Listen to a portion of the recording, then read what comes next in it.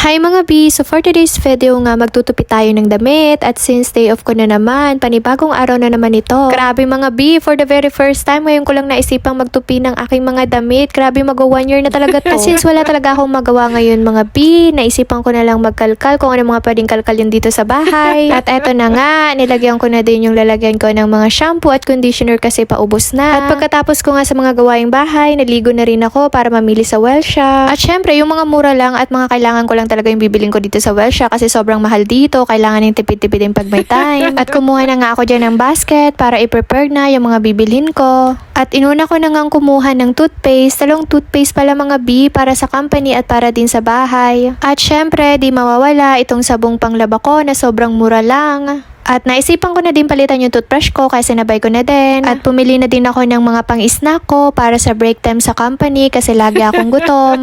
Napaka-importante sa akin ito mga B kasi ito yung nagpapalakas sa akin kasi nakakapagod talaga sa trabaho. Kailangan busog-lusog lagi. At syempre, di mawawala itong pinaka-paborito ko, pansit, pampahaba ng buhay. Since lagi ako nagkikrave, sinabay ko na din. At syempre, kapag may pansit, meron din dapat tinapay kaya sinabayan ko na nitong napakamurang slice bread lang. At sinabayan ko na din ng pansahog para magkalasan na din yung pansit ko. No?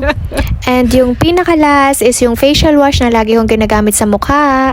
And finally, nabili ko na lahat ng mga bibilin ko kaya diretso na ako sa cashier para magbayad. At syempre, kailangan natin pumila kasi first come first serve at nauna na si tatay. Actually, sisingit sana ako sa cashier kaso ang sama ng tingin sa akin ni tatay kaya pinauna ko na. At ayun na nga mga B, nabayaran ko na lahat ng mga pinamili ko at kailangan ko na ilagay sa bag para gora ng lola mo later. Tapos na nga ako mga B mag-prepared at pauwi na ako gamit yung bike. Hanggang dito na lang. Bye!